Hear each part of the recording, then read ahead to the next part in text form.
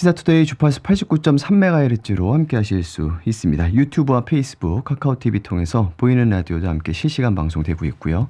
인터뷰 전문은 KBS 청주 홈페이지에서 확인하시기 바랍니다. 투데이 브리핑 KBS 조진영 기자 나와 있습니다. 어서 오세요. 네, 안녕하세요. 네, 첫 번째 뉴스는요. 세종과 오송 청주를 잇는 공항 연결도로가 지난 20일 개통했는데요. 일부 구간에서 좌회전을 할 때 시야를 전혀 확보할 수가 없어서 사고 위험이 높다는 우려가 잇따르고 있습니다. 네, 이제 도로 개통되면서 세종시부터 공항까지 가는 시간이 한 10분 정도 단축이 됐다고 하던데 이 문제가 된 구간은 어디입니까? 오송역과 청주공항을 연결하는 연결로인데요. 정확히는 508번 지방도로하고 신촌 2교가 만나는 T자도로가 문제 지점입니다. 네. 이 지방도로를 달리던 차가 고가도로로 올라서서 좌회전을 해서 다리를 건너는 구조거나 아니면 다리를 건너던 차량이 좌회전을 해서 지방도로로 내려오는 상황이거든요. 그런데 어제 저희 취재진이 가서 직접 운전을 해보니까 교차 지점이 워낙 직각이어서 시야 확보가 되지 않는 데다가 신호등도 없어서 차들이 우왕좌왕하는 모습을 보이고 있었습니다. 네, 그러니까 원래 있던 이제 도로하고 새로 난 도로가 만나는 지점이 이제 T자 형태로 되어 있기 때문에 그 구간이 이제 설계가 어떻게 되는지 모르지만 보도된 것을 보면 뭐 직진하는 차량이든 좌회전하는 차량이든 우회전하는 차량이든 서로 위치를 확인하기가 좀 어려운 구조로 되어 있긴 하더라고요. 사고도 있었죠. 네, 개통한 지 일주일밖에 되지 않았는데요. 벌써부터 사고 소식이 들려오고 있습니다. 얼마 전에는 버스하고 승용차 세대가 충돌하기도 했고요. 버스와 승용차 등 세대가 충돌하기도 했고요. 운전자들의 민원도 쏟아지고 있습니다. 도로를 설계했던 세종행정중심 복합도시건설청도 현장 조사에 나섰고요. 반사경을 설치한 상태입니다. 경찰과 신호등 설치도 논의하겠다고 하는데 근본적인 해결책이 될 수 있을지는 미지수입니다. 네, 다음 뉴스는요. 청주시가 도시공원 8곳의 사유지 매입에 나선 가운데 시민들이 도시숲 한평사기 운동을 벌이고 있습니다. 얼마 전 거버넌스에서 구룡공원 1구역은 민간 개발을 하기로 했고요. 이 구역은 청주시가 매입해서 보존하기로 했는데 현재 시가 매입 예산으로 책정해 놓은 금액이 500억 원입니다. 이 구역은 감정가만 1,300억 원 정도 나오는데 턱없이 부족한 금액이죠. 그래서 시가 이 구역을 모두 사들이지 못하면 땅 주인들이 개발을 할 수밖에 없는 그런 상황입니다. 지난 6월부터 구룡산 살리기 시민대책위원회가 시민대책위원회의 시민들이 토지 매입에 필요한 돈을 자발적으로 모으자 이렇게 해서 트러스트 운동을 진행해 왔는데 어제 다시 한번 제안한 겁니다. 네, 저희도 방송에서 이 트러스트 운동을 추진하는 분들하고 인터뷰를 한 적이 있는데 이게 사실 쉬운 일은 아니잖아요. 과거에 혹시 지역에서 성공했던 사례가 있습니까? 네, 과거에 성공했던 사례를 좀 찾아봤는데요. 2009년도에 성공 사례가 있었습니다. 두꺼비 집단 서식지인 원흥이 방죽 다 아실 텐데요. 이쪽으로 흘러드는 오염물질을 막기 위해서 성금을 모아서 포도밭 990제곱미터를 매입했습니다. 2013년에는 구룡산 기슭에 단독주택단지가 들어서려 하니까 주민들이 일부 땅을 사들인 뒤에 시에 기부 체납해서 생태 완충지대를 만들기도 했습니다. 네, 그 목표 모금액은 얼마인가요? 한 구자당 10,000원씩 해서 1,000억 원을 목표로 하고 있습니다. 앞서 말씀드린 사례와 다르게 굉장히 큰 금액인데요. 하지만 돈이 잘 모이지 않고 있어서 좀 걱정입니다. 지난 6월 이후 지금까지 700여 명이 참여해서 모은 돈이 5천여만 원 정도입니다. 내년 7월 도시공원 일몰제가 시행된다는 점을 감안하면 시간도 돈도 부족한 상황인데요. 대책위 측은 기관이나 기업체 등으로 모금을 확대하는 안도 추진하고 있습니다. 알겠습니다. 그리고 청주를 연고로 한 프로축구단, 저희도 시사투데이에서 이 창단 작업을 지금 진행하고 있는 그 구단 관계자하고 인터뷰를 한 적이 있는데 이 관련해서 새로운 소식이 들어왔군요. 청주FC가 시민구단이 아니라 기업구단으로 방향을 잡고 창단 작업을 진행하고 있다는 소식 들으셨을 텐데요. 아무래도 안정적인 운영이나 연간 50억 원으로 예상되는 예산 문제 때문에 이렇게 진행하는 걸 겁니다. 그런데 특히 눈길을 끄는 게 어제 이제 얘기가 나왔습니다. 네이밍 스폰서로 창단을 계획하고 있다는 부분입니다. 이제 이름을 판다는 거잖아요. 그 팀 이름 같은 것들을 구체적으로 좀 설명해 주시죠. 네, 이제 이게 기업이 비용을 지원하는 대신에 팀 이름에 기업 이름을 넣는 건데요. 스포츠 마케팅이 활성화된 미국 등에서 기업이 브랜드를 홍보하기 위해서 많이 쓰는 방식입니다. 국내 프로야구 구단인 키움 히어로즈를 생각하시면 될 텐데요. 스폰서가 바뀌면 이제 이 구단의 이름도 바뀌는 그런 방식입니다. 야구에 있잖아요. 하지만 축구에서는 지금 국내에서 아직 이런 방식을 쓰는 구단이 없는데요. 청주FC가 다음 달 2일 프로축구 연맹의 승인을 받아서 이 방식으로 창단되면 축구 구단 중에서는 국내 최초로 네이밍 스폰서로 창단하는 팀이 됩니다. 예, 이 네이밍 스폰서로 참여하기로 한 기업도 이제 결정은 된 것 같아요. 구단 측에서 밝힌 그 자료에 따르면 아직 공개가 일반에 되지는 않은 것 같은데 뭐 조 단위의 이제 그 매출을 기록하는 기업이라고 하고 또 청주하고도 어떤 그 연관성을 찾을 수 있는 기업이라고 하니까 몇 개 구단이 이제 언급이 되고 있는 것 같긴 한데 청주 FC의 이름은 이제 그러면 그 기업 이름이 들어가게 되겠죠. 예. 예, 말씀하신 대로 이 중견기업으로 알려져 있는데요. 청주 FC는 이번 주 중에 어느 기업이 메인 스폰서인지 공개한다고 한 상태입니다. 예. 현재는 이제 다른 공동 스폰서를 하기로 한 기업 두 곳의 이름이 공개가 돼 있는 상태고 50여 곳의 보조 스폰서들도 지금 같이 얘기가 나올 것 같습니다. 네. 그래서 이런 기업들은 축구단 유니폼의 소매나 이런 곳에 작은 로고들을 붙여서 홍보 효과를 노린다는 그런 전략인 것 같습니다. 네, 그 프로축구 연맹에서 원하는 어떤 그 절차 같은 것들은 지금 단계적으로 잘 밟고 있는 것 같아서 아마 다음 달쯤에 승인이 결정이 되지 않을까 싶은데 한번 지켜봐야겠습니다. 오늘 브리핑은 여기까지 하겠습니다. KBS 조진영 기자였습니다. 고맙습니다. 네, 감사합니다.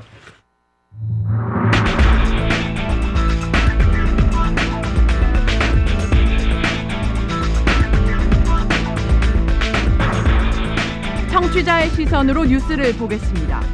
하루를 준비하는 소식을 전하겠습니다. 여러분께선 지금 이혜수의 시사투데이를 듣고 계십니다. 네, 시사투데이 수요일 순서 함께하고 계십니다. 8시 39분을 향해 가고 있습니다. 오늘은 인터뷰 코너 취임 2주년이 지난 이장섭 충청북도 정무부지사와의 인터뷰 순서 준비했습니다. 오늘 스튜디오에 함께 하셨는데요. 어서 오십시오. 예, 안녕하세요. 네, 저희 프로그램 인터뷰는 저하고는 이제 처음 하시는 것 예, 같아요. 처음이네요. 예, 이렇게 처음 뵙게 됐습니다. 요즘 인터뷰 많이 하시더라고요. 예, 예, 2년이 돼서 네. 여기저기서 좀 불러주셔가지고 네. 예, 지역 현안도 좀 많았었고요. 예. 정무부지사를 이제 하신 게 2017년도 11월부터 하셨죠. 네. 그래서 이제 지금 딱 2년이 살짝 지난 시기고 네. 다음 달에 이제 퇴임을 하시는 걸로 밝히시기도 했고 알려져 있기 때문에 그런 차원에서 이런저런 인터뷰 요청도 이제 들어오는 것 같습니다. 저희도 그런 차원에서 요청을 드렸고 오늘 함께 하시게 됐는데 지금 우선 연말이 다가오고 있는데 지금 돈은 그 정부 예산 확보에 주력하고 있는 상황이죠? 네, 그렇습니다. 예. 그 작년 이제 이어서 올해 우리가 충청북도가 그 꿈의 6조라고 하는 정부 예산 6조 원 시대를 이제 목전에 두고 있죠. 그래서 당초에 이제 그 정부 예산이 5조 9,218억 원 정도로 올렸고 이제 그 국회에서 이제 마지막 증액 작업을 거치면 예, 우리 충청북도가 이제 정부 예산 6조 원 시대를 열게 되고요. 그래서 이제 지난주만 해도 뭐 지사님 비롯해서 도청의 실국장들이 계속 국회에 방문해서 네. 예결위원들 만나고 우리 충청북도의 중요한 예산에 대해서 설명하고 그래서 제가 판단하기에는 뭐 무난하게 예. 6조 원은 돌파할 것 같습니다. 다만 이제 국회 상황이 여의치 않아서 법정 시한인 다음 주 12월 3일까지는 네. 좀 어려울 테고 네.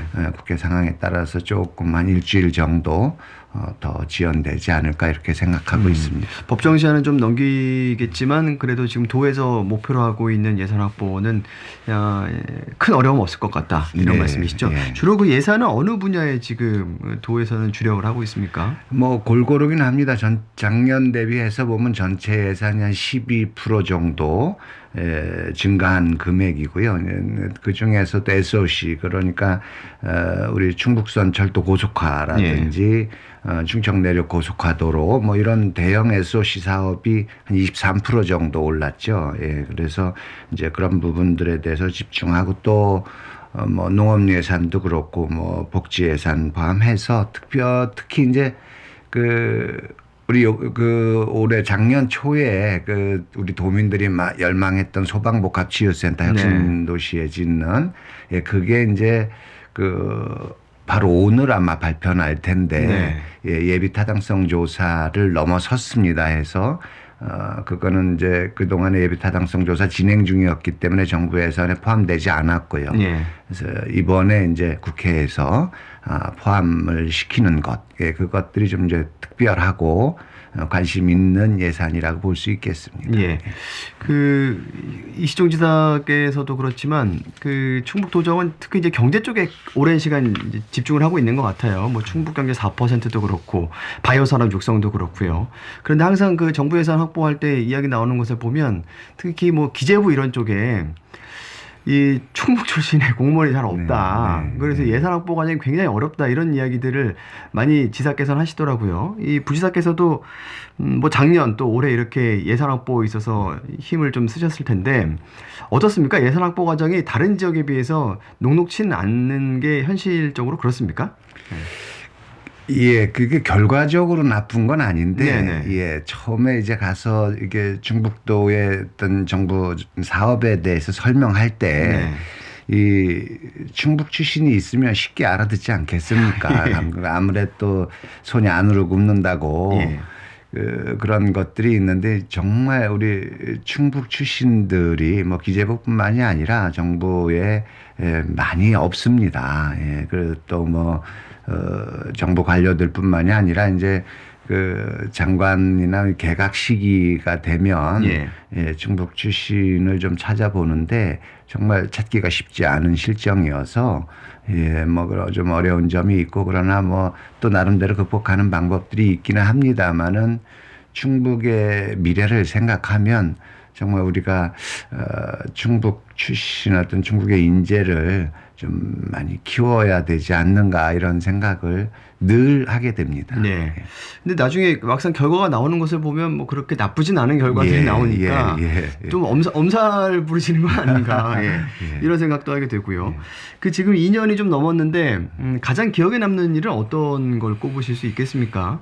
제가 생각해 보자면 그 충북선철도 고속화 네, 이것도 큰 네. 거 아니었습니까? 예. 예, 도 입장에서. 제가 온 2년 동안에 우연이라고 생각합니다만은 지역의 어떤 굵직굵직한 현안들이 예. 잘 이렇게 해결이 됐습니다. 그래서 우리 사실은 충북선철도 고속화 사업이 정말 어떻게 보면 정부 입장에서 보면 좀 말도 안 되는 사업이거든요. 그게 한 1조 7천억 들어가는데 충북선 철도를 고속화하기 위해서 1조 7천억을 쓴다는 것들이 사실은 뭐 쉬운 일은 아니죠. 거의 불가능한 일인데 그 또 충청북도에 저력이 있으니까 이걸 어떻게 관철시키냐 고민하다 보니까 강릉에서 목포까지의 구간 중에서 네. 이 충북선 철도 구간을 연결시키면 전체가 전철로 고속화될 수 있는 이제 이런 아이디어를 낸 것이죠. 그래서 이건 충북선 철도의 고속화 문제가 아니라 강호축, 즉 강릉에서 그 목포까지의 고속전철화를 연결시키는 중간 과정이다. 이렇게 명분을 잡았던 것이고 그게 이제 우리가 주장할 충분한 이유가 됐죠. 더군다나 지역의 현안 사업들 몇 개를 이제 그 예타 면제 정책을 정부가 결정을 하면서 여기에 태워서 갈 수 있었던 부분이고 그 아까 말씀드렸던 이제 소방복합치유센터 네. 같은 경우도 이게 이제 전국의 소방관들이 뭐 여러 가지 치료를 받는 종합병원 수준인데 우리 혁신도시가 이제 그 서울서 인구가 유입되는데 이게 의료 문제가 굉장히 수건 사업이었죠. 그런데 마침 소방청이 소방복합치유센터를 설립한다고 해서 이게 전국적으로 사실 충북뿐만 아니라 뭐 경기도 같은 데가 이제 잠재 수요가 많기 때문에 네. 훨씬 더 그 경제성이 뛰어나죠. 그럼에도 불구하고 이제 어디 국가균형 발전 논리라든지 혁신도시의 발전 필요성 뭐 이런 부분들을 역설을 해서 결국은 음성혁신도시로 오게 됐던 뭐 이런 것들이 있죠. 또 그것뿐만 아니라 이제 여러 가지의 그 뭐 민간 기업들의 하이닉스가 뭐 35조 투자 계획을 발표한다든지 해서 전반적으로 제가 있는 2년 동안 충청북도에 큰 변화들이 있었고 또 저도 우연히 그것과 같이 동참할 수 있어서 저로서는 굉장히 영광이었던 시간이었죠. 예. 뭐 우연이라고 이렇게 겸손하게 표현하셨습니다만 그런 성과들도 있었다. 네, 예. 네. 그 기간에 우연하게도 네. 내가 정무부지사를 하게 됐다. 네, 네, 예. 그렇습니다. 이런 말씀이시군요. 학생운동부터 해서 시민사회운동 또 쭉 이제 뭐 국회 보좌관 활동도 하셨고요. 뭐 청와대 선임행정관도 하셨고 오랜 시간 정치권에도 발을 담그셨고 해오셨는데 이렇게 공직사회에 이제 몸을 담으신 건 한 3, 4년 정도 된 건가요? 정무직 공무원으로? 예, 그렇습니다. 예. 그 공무원들하고 직접 그렇죠. 이렇게 그 일선 행정 현장에 있었던 예. 것은 그렇죠. 어떻습니까? 예, 공직사회 경험해 보시니까 정무직으로서 어떤 것들을 느끼셨고 특히나 이 우리 그 충청북도는 어떤 부분이 혹시 좀 뭐 잘한 점 말고 좋은 점 말고 이런 네. 것들은 앞으로 조금 더 노력을 했으면 좋겠다는 건 어떤 걸 꼽을 수 있겠습니까? 글쎄요, 제가 이제 보좌관 국회에서 주로 이제 한 12년 있었고요. 그 다음에 그 청와대를 거쳐서 왔는데 제가 그동안에 해왔던 것이 늘 정책의 어떤 기획적 측면, 큰 정책의 틀을 만드는 것들이 주 역할이었는데 이게 도청에 내려오니까 그 정책을 현장에서 실행하는 말 그대로 집행부죠. 그렇게 진행되더라고요. 그래서 저도 되게 뭐랄까요, 신기하다 할까요? 이제 새로 왔는데 그 정책들이 현장에서는 이렇게 적용되고 있구나라는 부분들, 이 정책의 의미는 이게 아니었는데 현장에서는 이렇게 받아들였네라든지 뭐 이런 그 새로운 발견들을 해나가는 시간이었는데 잘하고 못하고를 떠나서 이제 우리가 도에서 어떤 정부 정책들을 수행할 때 이 정책의 의미가 무엇인지, 이 정책의 목적은 무엇인지에 대해서 우리 담당 공무원들이 조금 더 생각하고 그것들을 잘 이해한다면 그러면 이 정책 의도대로, 정책 위반자의 의도대로 정책이 일반 국민에게까지 잘 이렇게 들어가지 않을까 이런 생각이 들더라고요. 그것들이 이제 늘상 우리 현장 공무원들이 명심해야 될 부분들이죠. 그게 잘 되면 잘된 정책이 실현되는 것이고 이게 어떤 의미인지 잘 몰라서 정책의 의도랑 다르게 현장에서 실시된다면 정말 어쩌면 또 행정력 낭비일 수 있고 이런 것이기 때문에 이제 그런 부분들을 제가 2년 하면서 좀 더 우리 현장 공무원들이 정책의 의미와 목적들을 잘 파악을 하고 그 목적에 맞도록 정책 효과가 나올 수 있는 그런 노력들이 필요하겠구나 이런 생각을 해봤습니다. 예. 아직 조금 이르긴 하지만 이제 연말에 퇴임을 하신다고 하니까 그간에 이제 어떤 이제 이시정 지사와의 호흡이랄지 그리고 이제 도에서 조직 개편도 앞두고 있다고 하고 공교롭게도 이제 이장섭 부지사뿐 아니라 이제 행정부지사께서도 다음 달에 인사가 예정되어 있는 걸로 알려져 있고요. 어떤 말씀을 하시던가요, 이시정 지사께서는? 글쎄요, 뭐 좀 양 부지사 둘 다 이제 새로운 사람으로 맞이해야 되고 또 2급 실장들도 그렇습니다. 기획실장과 재난실장 그리고 의회 사무처장이 있는데 여기도 이제 다 새로운 사람으로 바뀌어야 되는 이런 상황이어서 지사님께서는 뭐 물론 오랫동안 행정 경험이 있으시니까 그리고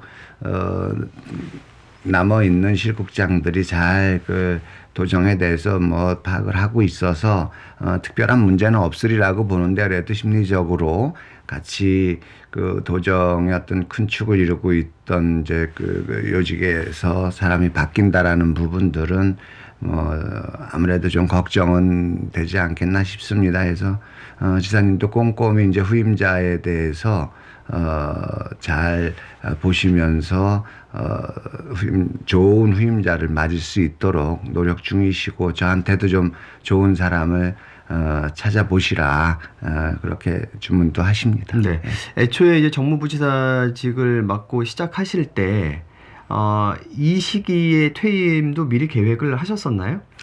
그런 건 없었고요. 네. 예, 대략 뭐 이렇게 정무부지사에 오면 2년 정도면 적당하지 않겠는가 뭐 그런 생각은 있었습니다. 네. 뭐 오면서 이제 최근에 또 저의 어떤 이후의 어떤 상황들과 네. 맞물려 보니까 2년이 적당하겠다. 네, 시기적으로는 딱 적당하죠. 예, 왜냐하면 내년 총선이 이제 4월에 있으니까 예. 한 넉 달 정도 앞두고 있기 때문에 12월로 따지자면 네. 자연스럽게 이제 내년 총선 선거 이야기를 안 할 수가 없는데 이제 출마를 하겠다고 발표하셨고 그 지역구는 이제 흥덕구 쪽을 생각하시는 것 같아요.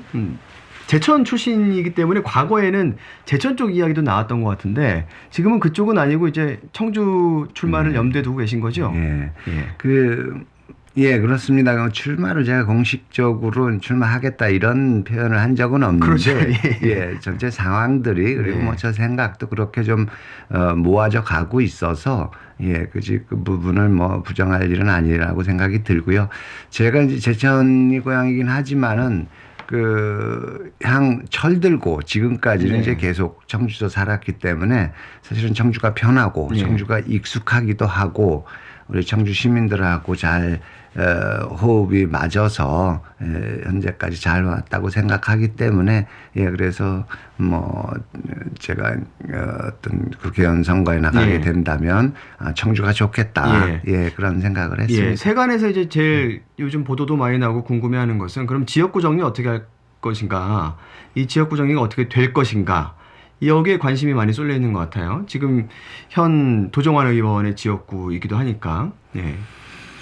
예, 그게 어떤 지역구를 선택하는 데 있어서 두 가지 기준이 있을 것 같아요. 개인의 어떤 생각, 개인의 의지가 있을 테고 또 이제 중앙당 차원에서 누구를 어디다 내보내는 것이 좋겠는가. 이를테면 청주, 충북 지역에서 누구를 어디다 어떻게 배치를 해야 전체적으로 그 충북 선거, 청주 선거를 이길 수 있는 그런 인력 분배가 되겠는가.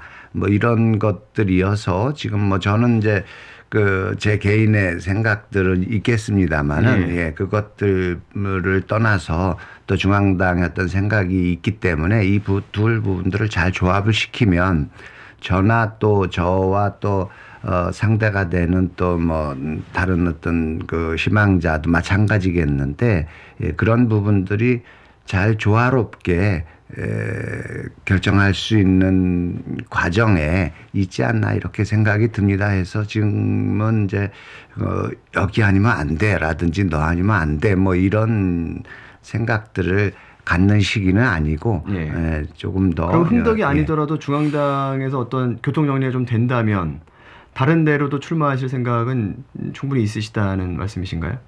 그런 과정에 있다고 봐야 되는데 이제 제가 아니라 저와 상대하는 다른 분이 그런 과정을 거치면 좋겠다는 것들이 제 입장에서의 생각이겠죠. 다른 분이라는 것은 다른 분이라는 것은 도정환 의원밖에 더 있겠습니까? 현실적으로? 그럴 수도 있겠습니다. 그러면 도정환 의원이 지역구를 양보해 줬으면 좋겠다 이런 것을 말씀하시는 건가요? 양보라고 표현이 좀 그렇답니다만 아까도 말씀드렸습니다만 제가 지금 조심스럽긴 한데 어쨌든 특정 정당에서는 특정 지역에서의 필승 전략을 마련하게 되어 있고 그런 필승 전략 과정에서 누군가가 대표성을 갖고 일테면 깃발을 들고 전체 이게 그 지역을 이제 아우르는 대표 주자가 있어야 되는데 그런 대표 주자를 선정하는 과정에 그분께서 역할을 할 수 있지 않을까 이런 기대를 하는 것이죠. 결론은 지역구 이동을 했으면 좋겠다.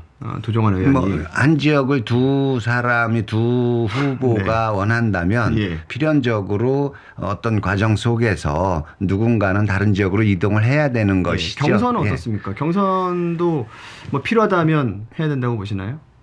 필요하다면 해야 되겠지만은 여러 가지 관계상 제가 사실 존경하는 분이시고 선후배지간이기도 합니다. 그리고 여러 가지 정치적인 관계도 얽혀 있어서 경선까지 가겠는가라는 것들이 일반적인 이제 바라보는 사람들에서의 시각이 아닌가 싶습니다. 알겠습니다.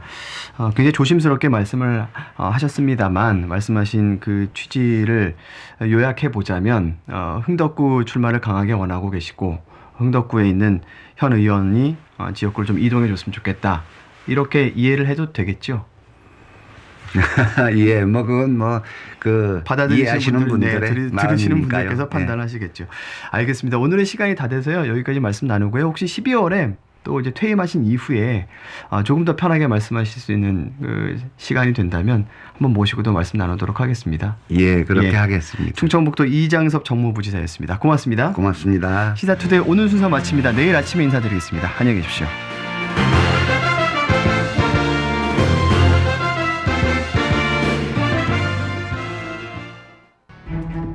최근 아프리카 돼지열병이 경기 북부를 중심으로 확산되고 있습니다.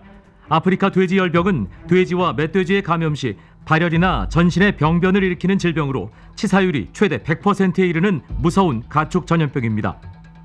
돼지를 사육하는 농가에선 다음과 같은 증상을 눈여겨보셔야 합니다.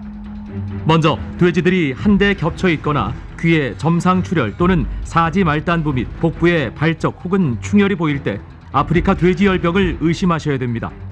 또한 비강에서 출혈이 있거나 피부에